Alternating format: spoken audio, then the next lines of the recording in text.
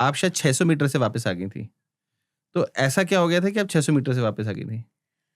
जब मैं कैंप 4 पहुँची मैं बहुत खुश थी। खुश इसलिए थी कि मैं जब नीचे थी क्योंकि एवरेस्ट पर करीब 1 वीक का टाइम रहता है शिखर तक पहुँचने के लिए। तो पहला बैच जो था वो उसका टारगेट था 18 मई को समिट करने का। तो जो 18 मई वाले समिट से लौट रहे थे या था, तो बहुत सारे लोगों को इंजरी हुई थी, फ्रॉस्टबाइट हुआ था। कई हमारे साथ वाले लोग थे जिनका समिट नहीं हुआ था और मैं कैंप 2 पे वेट कर रही थी आगे जाने का।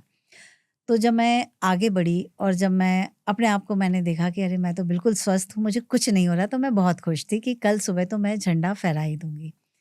पर ऐसा ज़रूरी नहीं है कि जो आप सोचते हैं वो हमेशा ही हो और जब तक प्रकृति नहीं चाहती तब तक भी नहीं होता है। तो जब मैं कैंप 4 से आगे बढ़ी और समिट की तरफ मैं बढ़ रही थी कि 2 ढाई घंटे का हमारा सफ़र हुआ ही था कि अचानक तेज तूफान आया। हल्का-सा तो चल रहा था, स्नोफॉल चल रहा था, लेकिन ऐसा नहीं था और उसमें इतनी ज़्यादा अफ़रा-तफ़री मच गई कि लोग अपनी जान बचाने के लिए दौड़ पड़ रहे थे। मतलब कई शेरपा अपने क्लाइंट छोड़ के भागे थे और हम भी क्योंकि मेरे शेरपा बहुत एक्सपीरियंस थे, वो मुझे लेकर आए। कई जगह तो उन्होंने मुझे हाथ पकड़ के ऐसे दौड़ाया है और जैसे-तैसे हम कैंप 4 पे आए और जब कैंप 4 पे आए तो थोड़ी ही देर में जो रेडियो फ़ोन था उस पे हमारे पे अलग-अलग जगह से मैसेज आ रहे थे अलग-अलग शेरपा के कि मेरे क्लाइंट इंजर्ड हो गया है या इसकी डेथ हो गई, उसकी डेथ हो गई। तो कई डेथ की खबर उसी समय मैंने सुनी और हमारे साथ के क्लाइंबर्स भी बहुत इंजर्ड हुए।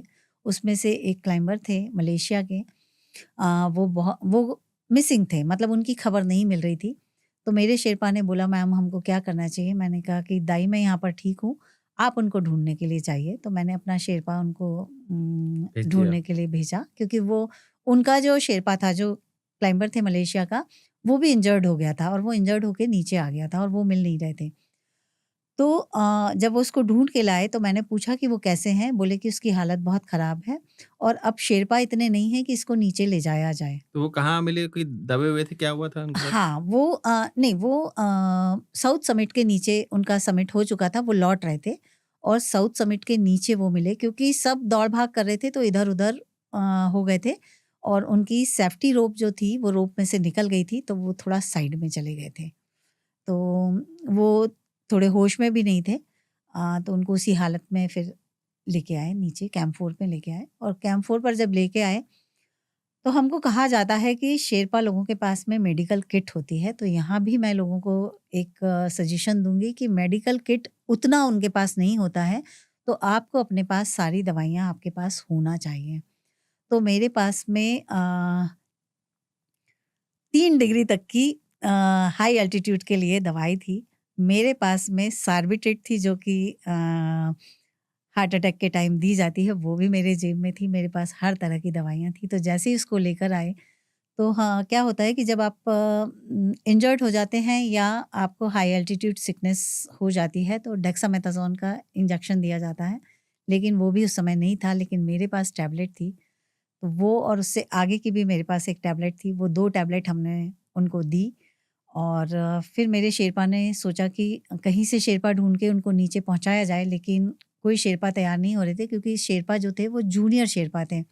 और रेस्क्यू के लिए जब तक आपके पास एक अच्छा शेरपा नहीं हो जो इस तरह जाने की कैसे लेके जाना है, तो मेरे शेरपा ने बोला कि मैडम क्या करना है? कल सुबह अपने को समिट पे चलना है या राजन की जान बचाने के लिए मैं नीचे जाऊँ? तो मैंने कुछ देर सोचा क्योंकि मैं अपने इतने पैसे लगा के आई थी, मैंने सब कुछ अपना दाँव पे लगाया हुआ था।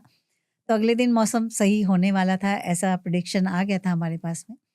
और नेक्स्ट डे मैं जा सकती थी लेकिन फिर मैंने सोचा कि अगर इस मेरे को क्लाइंबर को कुछ हो जाएगा तो मैं कभी अपने आप को माफ़ नहीं कर पाऊँगी और मैंने जाते समय भगवान को बोला भी था कि अगर आप कोई इशारा कर दोगे कि आगे खतरा है तो मैं मान जाऊँगी और मैं अपना अभियान वहीं छोड़ दूँगी। तो मैंने सोचा कि ये एक मेरे लिए सिग्नल है और मुझे इसका रिस्पेक्ट करना चाहिए और दूसरा मानवता सबसे ज़्यादा ऊपर होनी चाहिए हमेशा ही।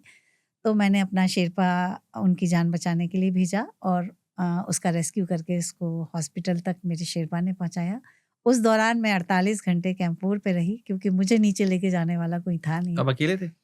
हाँ, नहीं, एक जूनियर शेर्पा मेरे लिए था, लेकिन वो इस काबिल नहीं था कि मैं उसके साथ आती क्योंकि उसको भी एएमएस हो गया था, रात भर उसने ऑक्सीजन नहीं लगाई थी, तो वो ठीक से बात नहीं कर पा रहा था।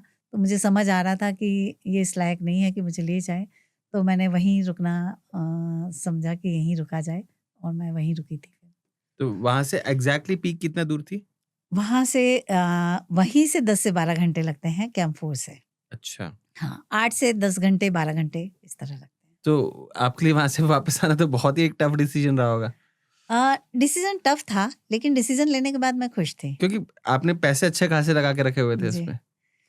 नहीं, डिसीज़न लेने के बाद तो मैं खुश थी। मुझे कोई रिग्रेट नहीं था और जब मैंने उसको हॉस्पिटल में ठीक-ठाक देख लिया तो मैं और खुश हो गई थी कि मेरी वज़ह से अगर किसी एक व्यक्ति की जान बच जाती है, तो वो मेरे लिए एवरेस्ट पे झंडा फहराने से बड़ी बात थी। स्ट्रॉम के बारे में आप कुछ बताना चाहते हो? स्टॉर्म तो देखिए मैंने सिर्फ़ सुना ही था, अनुभव तभी मैंने किया और वो स्टॉर्म इतना खतरनाक था कि हर जगह मतलब लोग लेटे हुए दिख रहे थे। लेटे हुए यानी उसमें से कुछ डेड बॉडी थी, कुछ इंजर्ड थे, कुछ बेहोश थे। तो वो मंज़र बहुत खतरनाक था और जिसको मैंने देखा है और अनुभव भी किया है। तो उस दौरान हमने पहले कैंप 4 पे रेस्क्यू किया था। उसके बाद जब हम 48 घंटे के बाद जब हम कैंप 3 आए तो वहाँ एक क्लाइंबर हमको जो दिखे, उनकी हालत ठीक नहीं थी। पर क्योंकि मास्क वगैरह लगा होता है तो पता नहीं होता क्लाइंबर कौन है, इंडियन है या क्योंकि जब जर्सी देखते हैं तभी उस पे नाम लिखा होता है और पता चलता है कि वो कहाँ से हैं। अच्छा, हर जर्सी पे नाम लिखा रहता है? नाम लिखा रहता है और कंट्री का फ्लैग भी होता है और आपका नाम भी लिखा होता है, नहीं तो लोग कैसे पहचानेंगे आपको? तो तब हमको नहीं पता था तो वो थोड़ा बेहोश से हो रहे थे तो मैंने अपने मेरे जो शेरपा थे उनने ये कहा था कि हम कैंप 3 पे थोड़ा-सा रुकते हैं, थोड़ा चाय-वाय पीते हैं, गर्म पानी पीते हैं, फिर हम कैंप 2 की तरफ बढ़ते हैं। मैंने कहा ठीक है। तो जब हम रुके हुए थे तभी हमने देखा कि वो शेरपा जैसे ही उनको उठा रहा था वो उसके कंधे पे गिर जा रहे थे। तो मैंने उनको बोला भी हमारे शेरपा को कि दाई शायद इनकी तबीयत ख़राब है, हम अपने टेंट में बुला लेते हैं। उनकी कंपनी का टेंट नहीं था। तो हमको चूज़ करते समय ये भी देखना चाहिए कि कंपनी कितनी स्ट्रॉन्ग है क्योंकि कम पैसे लेती हैं तो इन लोगों के हर उस पे टेंट नहीं होते हैं। तो उस कंपनी का टेंट नहीं था कैंप 3 पर। तो हर कंपनी के टेंट्स अलग-अलग उस पे होते हैं? हाँ, कैंप 3, कैंप 4 पर होते हैं, टेंट अच्छा, होते हैं अच्छा, ओके। आपके लिए। तो उनका टेंट नहीं था, तो वो बोले नहीं वो अपनी कंपनी का नहीं है, हम नहीं बुलाते हैं। हमने कहा नहीं दाई अब उसकी तबीयत खराब हो रही है, हम देखते हैं। इतने में नीचे से बादल आते हुए दिखे यानी व्हाइट आउट होना शुरू हो रहा था। तो दाई ने कहा कि इसको निकल जाने देते हैं बादलों को फिर हम चलेंगे। हमने कहा ठीक है। तब तक उसको जब चलाया तो वो बुरे हाल में था। हमने अपने टेंट में उनको किया। फिर उनको वही दवाई दी जो मेरे पास थी। पानी-वानी पिलाया तब तक उनको होश था।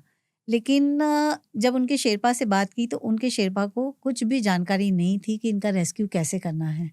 तो मेरे ही शेरपा ने नीचे हेली के लिए रिक्वेस्ट डाला कि ऐसे-ऐसे बंदा है और उसके लिए लॉन्ग लाइन चाहिए होगी और लॉन्ग लाइन से कैंप 3 था, तो लॉन्ग लॉन्ग लाइन से लेके जाएँगे। तो रात में तो नहीं आ पाया। तो वो शेरपा इस काबिल नहीं था कि उनको मतलब इतना ट्रेन्ड नहीं था कि वो उसको लॉन्ग लाइन में लगा पाता। तो उसने रिक्वेस्ट किया कि क्या आप लोग हमारे लिए रुक सकते हैं क्या? तो जब मेरे से पूछा कि मैडम क्या करना? मैं कहा नहीं फिर हम रुकते हैं। और इस तरह फिर कैंप 3 पर मैंने एक रात रुकी और अगले दिन सुबह हेली आया, उनको हेली में रखा और उसके बाद हम फिर ऐसे नीचे निकले। लौटे थे। हाँ, तो उस साल तो और हर हर कैंप में मतलब जब मैं लौटी हूँ मेरे साथ में 2 से 3 डेड बॉडी साथ में चल रही थी, तो मैं उन्हीं के साथ आई हूँ और मेरा सफ़र उन्हीं के साथ में रहा है। डर नहीं लगा आपको उन डेड बॉडीज़ के साथ?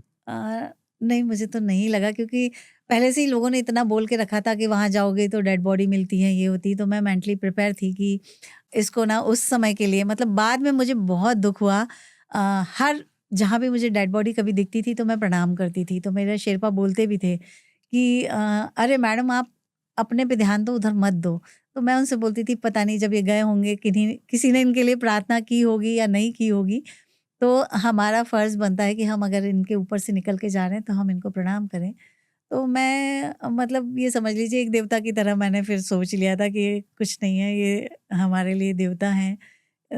तो उस तरह मैंने लिया तो फिर उतना डर या आप ये एक नहीं लगा ग्रैटिट्यूड मुझे। मोड में आ गई थी और हाँ, उस कारण से आपका सफ़र ईज़ी हो पाया। जी।